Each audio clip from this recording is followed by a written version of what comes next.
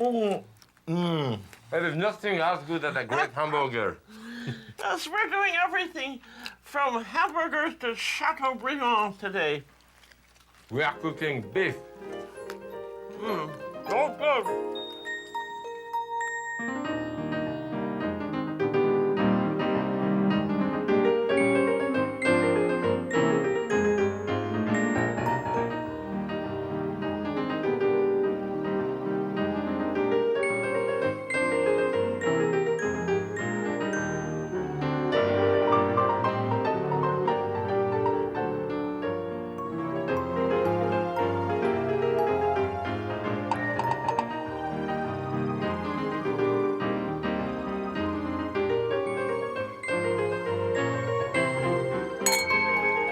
Happy cooking. Bon appetit.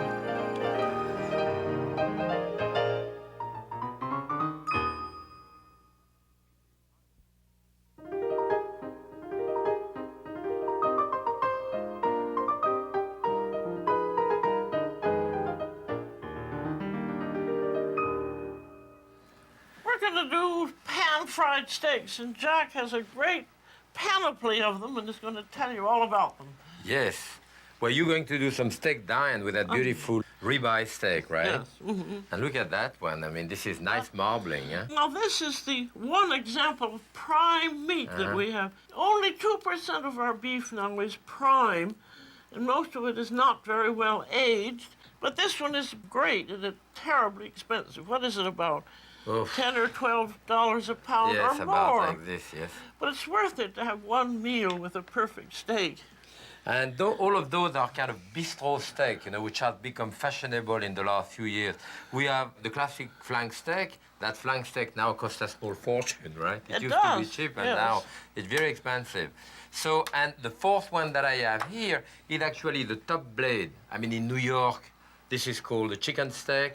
In Boston, it's the top blade steak. In San Francisco, it's the flat iron steak. So they have different type of name. It's part of the chuck, yes, It's part on of the top shoulder. of your shoulder. Right. No. And it's quite good too. And it's available basically under one name or another all over. So there is a large nerve in the center. What I'm going to do is to cut this on top of that large sinew that there is in the center. I don't know. You see that sinew here? Yes. So I can cut one from the other side here. It's the best way. You can feel that with cutting your it. knife, I Yes. guess. So this is pan-fried steak, very simply done with garlic and a little bit. I can use garlic today? Well, certainly Okay, with a good, steak. okay. Yeah. And here, That's so beautiful. what I like to do for the steak au poivre, the pepper steak, to cut it double like this, to clean it out. I mean, here we have an expensive piece of meat, so we have to take care of it. And to cut it in half, you know. I like to cut it like a kind of a tourne-dos like this, you know. Cut this way. So I'll have two steak au poivre. Now your steak is going to be... The ribeye steak, you know, the roast ribs of beef, and this is the steak that comes in between the ribs. Uh-huh. And we're going to trim that off. But this one is nice. Put it a piece of plastic on each side. So which type of torture instrument we're going to use upon this? It has to be pounded down to a quarter of an inch. You show that. That wake up the neighbors, you know. Yes. You have to go where you have like a 2x4 underneath, you know. This is yours, it's beautiful. You know, this is an old one. I remember using that many, many years ago. Because this, you can use it to cut chop, you know, pork chop, and break the bone also. So this is... Is that thin That's enough, about anything? a quarter of an inch. I think that's about right. I'm going to flavor it with a little bit of soy and a little bit of oil. And this can be done ahead. Are you going to cook your pepper steak? I'm going to start mine, but right. I'm just heating up my pan because I want to see what you're doing. I'm writing the recipe down, you know. I'll put a little Okay, soy on each of these. that's good. You want a bit of oil on the other side too? Yes, let's have a little. Okay, that's nice. I'm just going to put a little clarified butter in there. And this you can do at the table if you like showing off.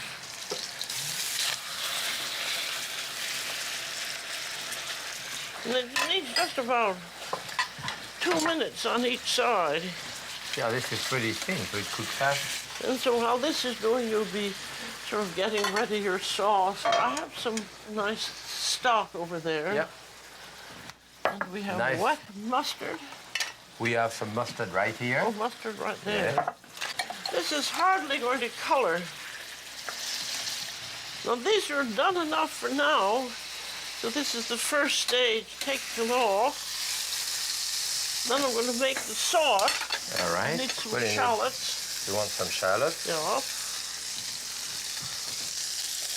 Good. What else you I'll need? put a little bit more butter in there, and then we want to mix the mustard with some of the stock there, that Dijon type mustard. Mix it up, and then we can add more if needed. All right. You would have all of these things on a beautiful silver salver right next to you. You know, it used to be very popular. I mean, the steak Diane, you know, and I haven't seen in restaurants for so many years. I think we could put a little more stock in, Jacques. Yeah. A bit more stock. The steaks get dipped into this. Smells good. It's supposed to be nice and rare. Well, it is rare. You can see the, Yeah. the liquid of the steak here. And just to be You want that sure back this- in there? Let's put it back in. Okay. Now these are really ready to serve. They're So ready we to have a serve. nice plate over there. I'll just serve one of them. Now that could really serve 2 people. Shall I give you your garnish? Yes, give me my garnish. I'll put a little parsley on there. You have a nice garnish of potato here. With that 3 potato, should be enough, right? I think that's plenty. You can put a little more sauce on it. That sauce looks delicious, doesn't it? Well, that's all there Okay. is to that. You can add what you want. This is not a recipe written in stone. Now we're going to do the pepper steak or the steak au poivre. Right. And here I have 4 different types of pepper. Conventionally, we use the black peppercorn. I have allspice or Jamaican pepper, it's called.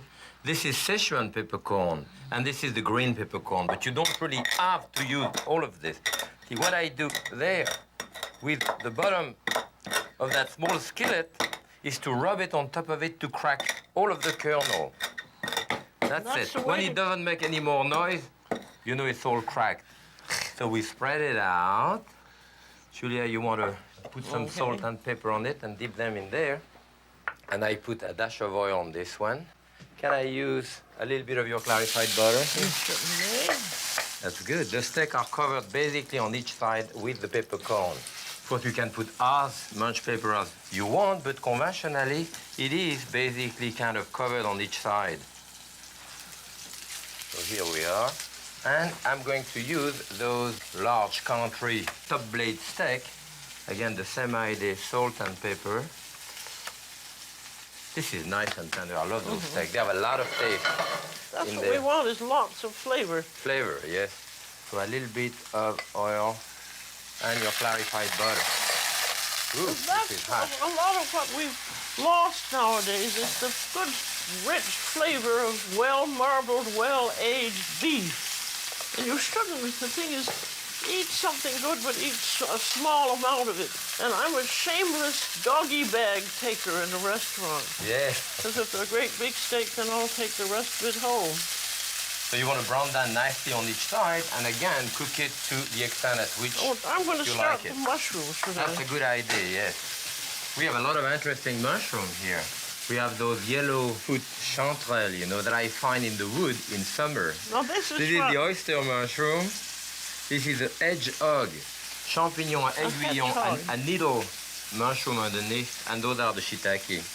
Okay, on the country steak there, or bistro steak, we're going to put garlic and parsley in what we call a persillade. Crush the garlic. I'm just going to show you a collection of these mushrooms. Presumably they will be happy together in one pan. Okay. And the mixture of parsley and garlic we call persil in French, and persillade. The persillade, that mixture is really the signature of home cooking, you know. My mother cooked at home. She put persillade on top of a steak, on top of a piece of fish, on top of zucchini, on top of tomato. My mushrooms are done. I'm going to put just a little bit of pork or Madeira would be nice. It gives them a lovely flavor. Well, the country steak here are basically finished. I'm taking them out this way. That looks lovely. And in there, we're putting the persillade there. And you know, here, all I put is a little bit of water. Just those things, that's it. And I just like to drip for the dripping, you know, out of this. And of course, that type of steak works so well with French fried potato, you know, which we just fry here. So that would be the real that looks bistro nice. type of thing, you know. Well, I could eat that. Okay. And I'm going to finish the steak au poivre. You have a little bit of shallots for me left. Here's some. Great, that's terrific. I put some chopped shallot in the dripping. And now, a little bit of pyrotechnic cooking. Yes. Okay. A little bit of flambé, your cognac. Don't put your head on top of it when you do that. Put it and move it on the side. That's great.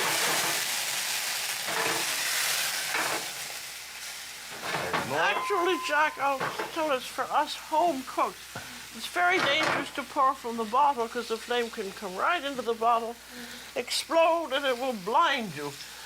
So Wow. No, it will. So I think you should always pour from a ladle. Okay. So, put a little bit of veal stock that we have done there, and maybe we finish that with butter. That's just a little bit, actually. Yes. You can swirl it around. Okay, we put it on the steak au poivre, and I think we can garnish it with the beautiful mushroom. Here, you deglaze that, you said, with a little bit of port wine, right? Mm-hmm. We put it there. Well, that'll give us a little tiny sweetness. A bit of parsley on top of this. And this is our watercress. That's good. Well, that's very nice.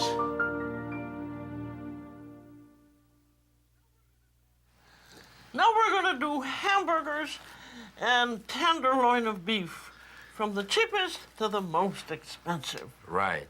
Jacques has a whole tenderloin here. Beautiful tenderloin, yes. Usually when we divide it, you cut the whole head like this for what we are going to do, which is a big Chateaubriand. This will usually be cut into what we call the heart of filet, or tourne-dos, you know, or cœur de filet. As it get a bit smaller, you do smaller one, the petit filet mignon, you know, Those are filet sauté. mignon, yes. And finally, usually with the tail, you do a beef stroganoff, you know, sauté. Mm-hmm. So it's usually the classic way of dividing it. Usually the Chateaubriand here, you want to put it around like this to hold it a little bit, and we pound it,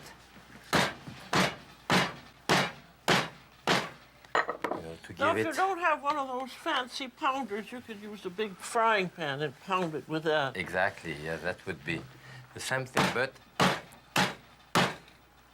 This good. is very useful to see, because I had always thought that the Chateaubriand was more for the heart of the tenderloin, but that would Well, you- never give you this big piece. Yeah, usually the head, you know. So I'm just going to put salt and pepper on it. Maybe a little bit, tiny bit of oil here, olive oil or regular oil, and then we'll start it to grill it, you know. That's it. But I'm this putting is it- the classic Chateaubriand, the this head is pounded. The classic Chateaubriand. Good. Good. Now we're going to do the classic hamburger. Now we have bought a display of hamburgers depending on their fat content. This is amazing that you can get that in the market. Actually, I hadn't seen it in the market like this one we have here. Well, you're you know, behindhand with all... in New York. Yeah, we are behind, of course.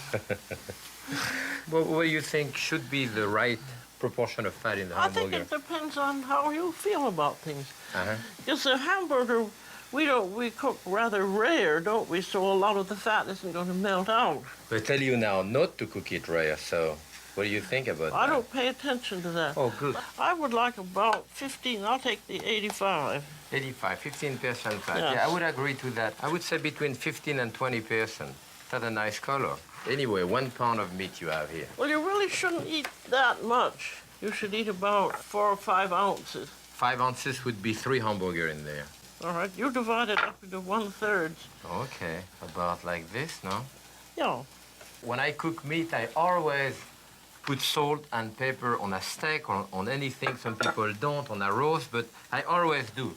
Except for the hamburger. I like the hamburger I more like it. American I like mine style. flavored. Just started this way, the salt after. So mine would be this Well, I'm going way. to put salt in, and I'll even put use some salt black pepper. And ground black pepper. in it? And I have a little bit of shallot that's been sauteed. I'm going to put that See, in. we used to do that in France. And then some people say that you have to form it very, very loosely. How do you feel about that, Jacques? Yes, I agree that you should not pound it too much, you know? And that's one of the points too. If your hamburger is really very, very lean, the problem, of course, is that it crumble and fall apart. And you're going to cook it on the grill. I'm going to cook this in In a my skillet. nice old That's a iron beautiful franny. black iron skillet. Yeah, I've had that for years. The black iron skillet will retain a lot of heat. Yes. Now look at the Chateaubriand. What you want to do is to mark it on each side and then finish it up in the oven. What happens is that as the meat cook, it kind of shrivel on the outside and the myoglobin, the muscle tissue, get pushed toward the center of the meat. So at that point, if I were to open that meat, you would see that about half-inch all around is gray, like overcooked, and all the center would be not even lukewarm, raw, bloody. So what you do, you let it rest on a low oven, you continue cooking, and it's nice and pink throughout. So the resting of the meat is very important. Always. I think it's about enough now. It's very rare, of course. We are smoking the kitchen here. So Yeah. here it is. Yeah. I put it this way or that way, and I'm going to put that in like a 300-degree oven to let it rest 275, then about 15, 20 minutes, you know. Now for the hamburgers. And if I put a little salt in the bottom of the pan, I won't have to put any fat in. I've spread mine out quite a bit, so it won't take too long to cook. And I put a little bit of oil on mine because not putting, and I don't like it flat. I like it this way. And yours is just plain. Yes. And especially a very important part of the hamburger, don't press it. People press it and get all the juice out of it. They often do that in restaurants because people are in a hurry. They see that it's not cooked, so they press it, get the juice out of it, but then you have a dry hamburger. So let it cook. How long will yours take? It'll take about 2 minutes on each side, I think. Yes, mine at least has lunch too. Well, I think mine is ready to be flipped. Whoops, very nicely. You see, without pressing it or anything, I can see that it's very juicy. Just the way I like it. Turn it over. That looks nice. Yes. And that cooks another minute on this side, right? During that time, shall we prepare the bun? Are you going to toast our buns? Mine, I like the Kaiser roll. I'd like that a little toasted on your grill, Jack. Yes, I like mine brown a little bit on the grill. I think mine's done, so I'm going to hold it up until my bun is ready. Oh, well, I'll give you that bun then. You want to put some cheese on yours, huh? Well, why not? Might as well put everything on. Okay. All right. Thank Is you. my bun ready? Your bun, I think, is that okay? Well, that looks lovely. Okay, I'm so going to here put a it little is. butter on mine. You know, the best way to do hamburger, you go to the neighbor to do it in the neighbor so you can mess up the kitchen. If I do that at home, my wife will never let me in the kitchen again. Well, I'm going to take some onion. So you have red onion. Lots of red onion. I'll put the ketchup on. Do we want lettuce on it, too? Well, I'm putting lettuce on mine. I have iceberg. Would you like some? Sure, I think that's the only kind you can use. Put the hamburger on it like that. That looks good. I'll put a little mayo. I'll put a little bit of that on top. I like everything on my hamburger. That sounds good. Now, what else do you think I should have? A little pepper? Well, you have I'll even use black pepper, Jacques. black pepper this time, good. I'll put a little more ketchup on here. Did you say you wanted a little piece of bacon?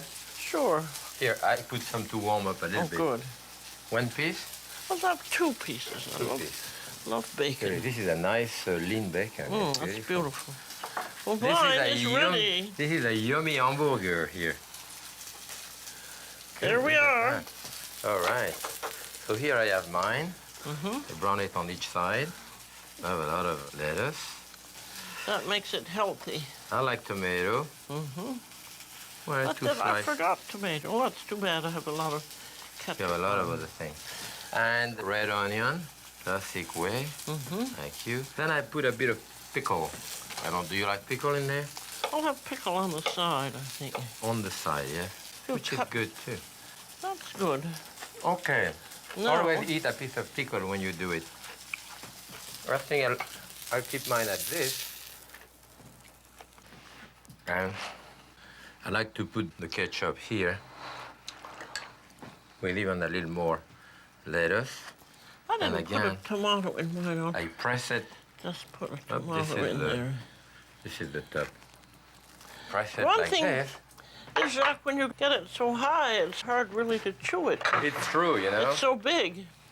You have bigger eye than mouth, you know, most of the time. So I like to cut mine in half, you know, so I can at least grab a piece. Well, that is Like pretty. this. You might cut mine in half too. Okay. That's a good idea. Looks beautiful. Look at that. Isn't that nice? And now the best part of it, Is the eating? eat it, yes. Okay. Oh. Very That's good, huh? good. That's great. Mm.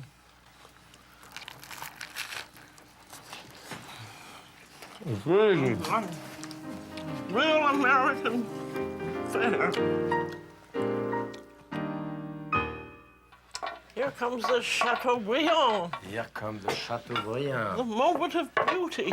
We have a whole array of tiny vegetables with it. You certainly do there. You can see the That's very juice come pretty. out of it, which indicate that it rested long enough, so that should be fine. And of course, you can carve it. And this in the would dining serve. room, but This would it's- serve 6 people, wouldn't it? Yeah, at least 4, I would say. yeah. No. It would be nice to carve it in the dining room. I love that. Yes, and we have a little bit of béarnaise Béarnaise. sauce, the classic one. That's perfect. It's just right, isn't it? Yes, because That's it nice and it, rare. It rested long enough, That you know. was a So it's good- rested long enough. You have all When that it juice smells coming out. lovely. Yes, and it's nice, as you said, to do it a little bit in the dining room sometimes. Oh, So, I think. but probably serve about 1, 2, 3, 4, 5. Yes, about 2 slices, 2 to 3 slices per person. But I think we had a great menu today, I think we did too. and we enjoy cooking it for you. We'll say bon appetit. And happy cooking. And happy cooking with you, Jacques.